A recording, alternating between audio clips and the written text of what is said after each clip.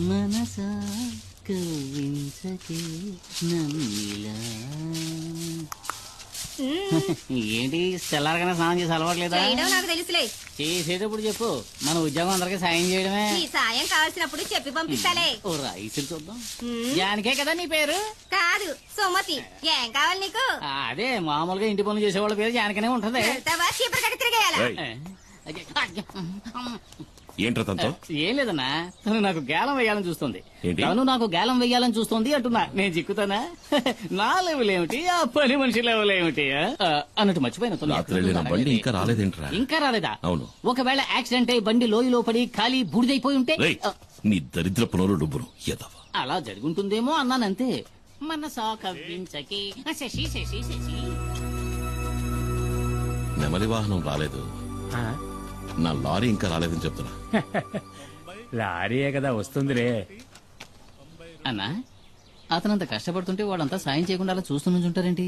మనం వెళ్ళి చేద్దామా? ఆయన దండేలు తీస్తున్నాడు రా. 96. ఏంటి కుమార్, పోటీకి వస్తావా? వద్దు సార్, వాడతారు. ఈ విషయంలో అన్నను ఓడించే వాళ్ళు ఎవ్వరూ ఉండరు.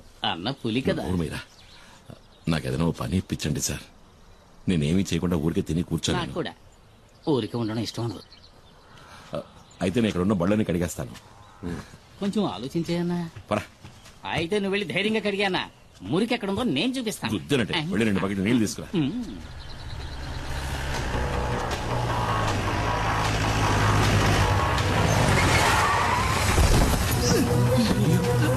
ఏమైందిరా?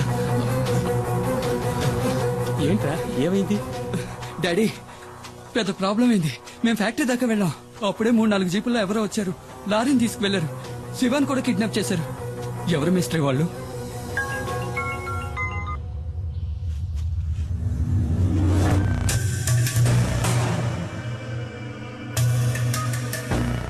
తీసుకెళ్ళింది కాదురా, డిమాండ్ 1.5 అడిగింది ఇచ్చేద్దాం. అబ్బాయి ప్రాణాలతో చెలగాటం వద్దు. మనకు అబ్బాయే కదా ముఖ్యం. వాళ్ళకి లారీలో గంజాయి ఉన్న విషయం తెలియదు. అది తెలియకముందే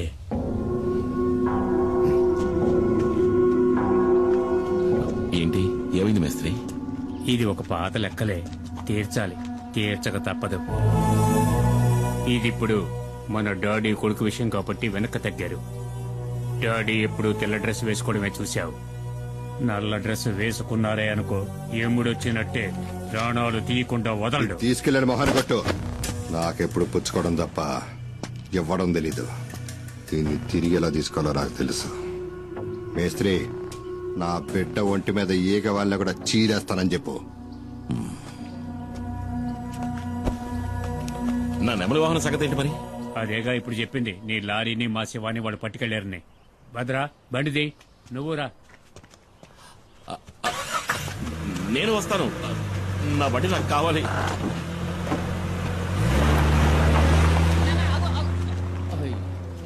ఇక ఇక్కడున్న బళ్ళన్నీ నేనే కడగాలనుకుంటా.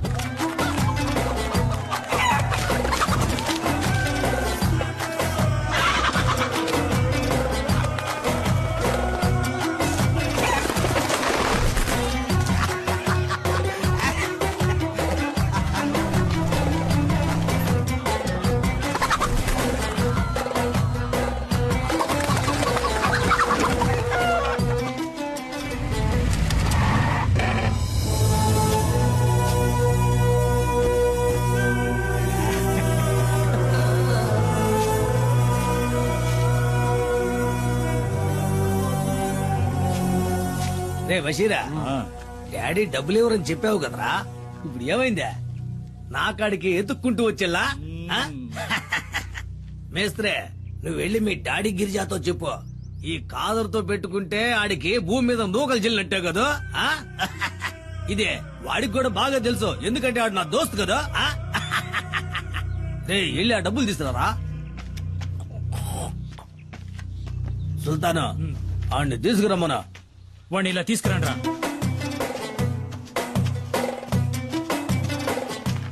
వాడు కట్లు పండ్రా. పోరా పో. ఈయన్ని చంపేద్దాం అనుకున్నా, పాత దోస్తు కొడుకని వదిలేశా. నీకెళ్ళండా. ఎవడి బండిలో తాళం లేదు. ఉండదయ్యా, తాళం బండిలో ఉండదు, ఎందుకంటే తాళం నా జేబులో కదా ఉందే. అది నాకు ఇచ్చేస్తే ఈయన దీన్ని ఈయన కదా. మీ డాడీ మా బషీర్ ని గుండెల మీద తన్నట్టు కదా, నాకు తలవంపులైపోలా. అందుకే ఆ లారీని జమేసుకున్నాలే. అయ్యో అంత మాట అనకండి. ఈ లారీ నాది. మీకు కావాల్సింది తనడమే అయితే నా గుండెల మీద తనండి, కానీ తాళం ఇచ్చేయండి. అంటే లారీ తీసుకునే పోతావా? మరి తప్పదుగా, నా లారీ నాకు కావాలి.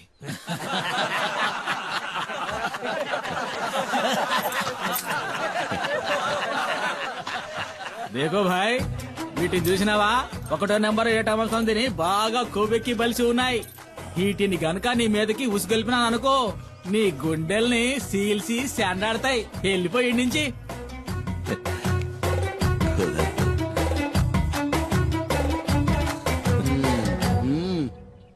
నా లారీ నాకు ఇస్తేనే నేను పోతాను. నస్తానా అడుగుతున్నాడుగా, ఇచ్చేయండి రా.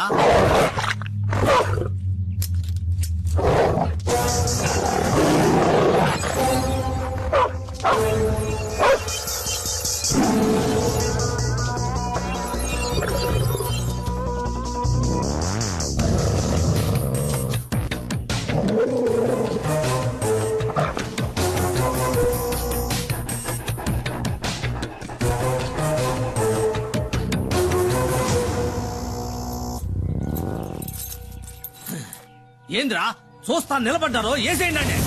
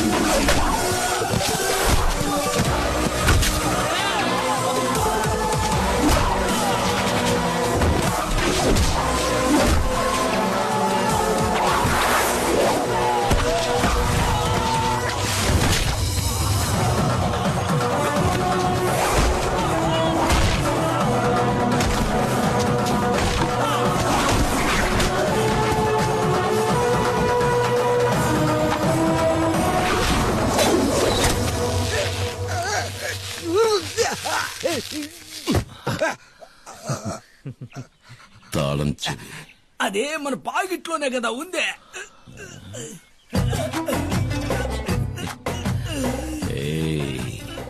పిసికైనా మన ఐదో నిక్క ఇప్పుడే కదా జరిగిందే వదిలేదా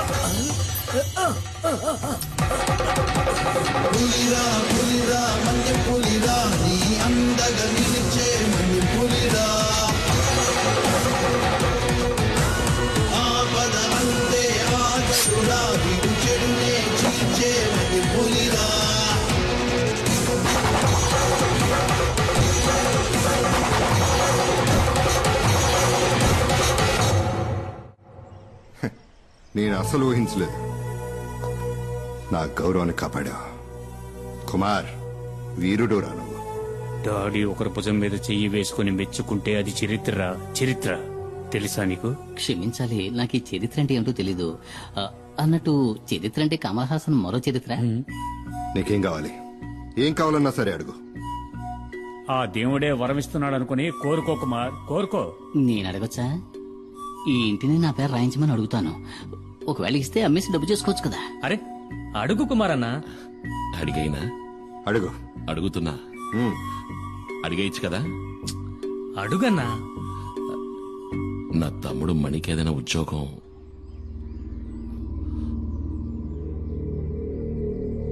తప్పుగా అడిగానా?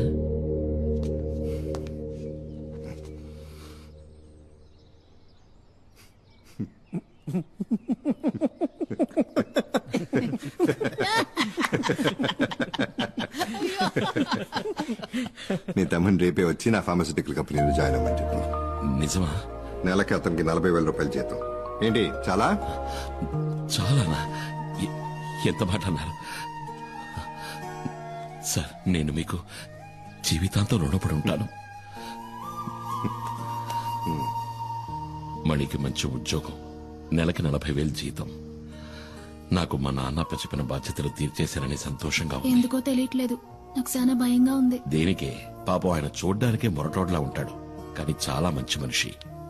ఆ పేరులోనే ఏదో మాయ ఉంది. డాడీ గిరిజా. నేనేమడిగినా చేయడానికి ఆయన సిద్ధంగా ఉన్నాడే. అవసరాల కోసం ఆదరించే వాళ్లతోటి, అవసరానికి మించి ప్రేమ చూపించే వాళ్లతోటి జాగ్రత్తగా ఉండాలి. మూసుకుని వాకుండా పడుకోవే. పల్లెటూరు బయట నీతో చెప్పాను చూడు. ఓ, నువ్వు మాత్రం పట్నంలో పుట్టావా ఏంటి? ఇదిగో నాతో మాట్లాడదు చెప్తున్నా. నువ్వు నాతో మాట్లాడుకు. ఆ, గీలి కుమారు,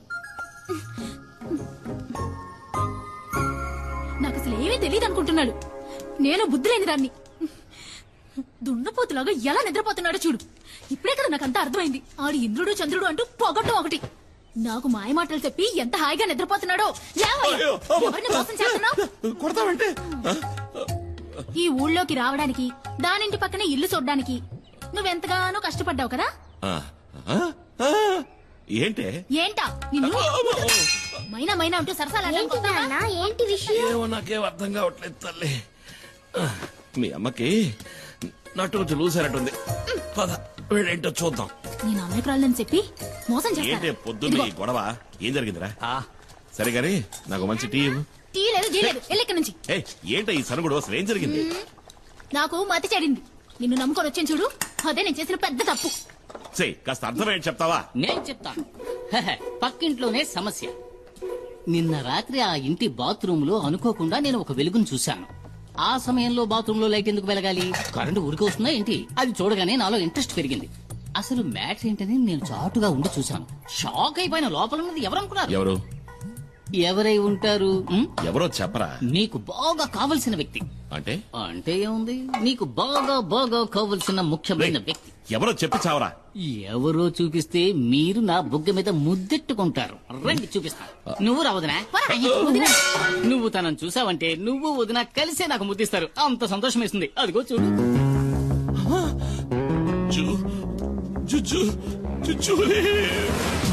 జోజోలీ కాదు, జూలీ.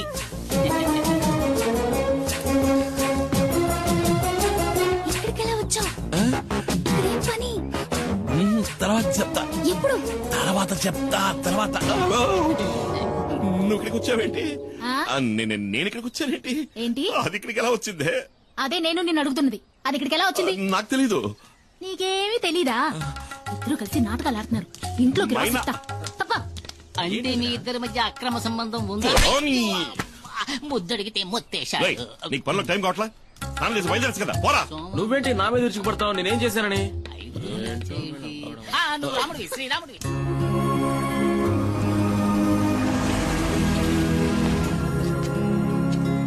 అన్నా శివ లోన్ ఉన్నాడు.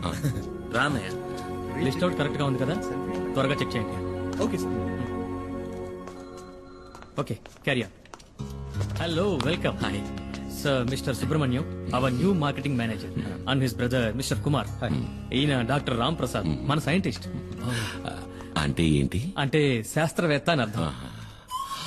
హుయ్యో, శాస్త్రవేత్త. రే శాస్త్రవేత్తరా? శాస్త్రవేత్త అని అండం విన్నాను కానీ ఈ రోజు మొదటిసారి నేరుగా చూస్తున్నా. ఈ శాస్త్రవేత్తనా గంజాయి ఆకు నుంచి మందు? మెల్లగా గంజాయి అని ఇంకెప్పుడు అరవకండి. ఓరి నా శాస్త్రవేత్త, వాళ్ళంతా తెలివితేటలే అనుకుంటా, అందుకని ఇంటికి నెరిసిపోయాయి. సుబ్రహ్మణ్యం, నీ క్యాబిన్ ఎదుగో అక్కడ ఉంది. John sir, please take him. Sir వెళ్ళు sir please. Please come sir. Remani, ఇదేనా నీ గది? అవునన్నయ్య.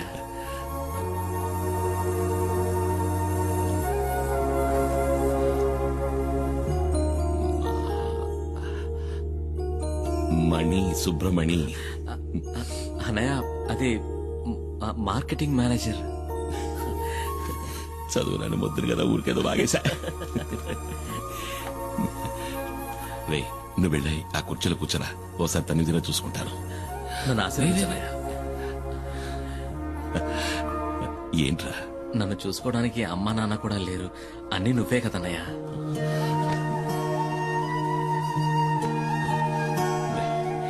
నువ్వు వెళ్ళి ఆ కుర్చీలో కూర్చో, నీకు నేను పంచర్ కొడతాను.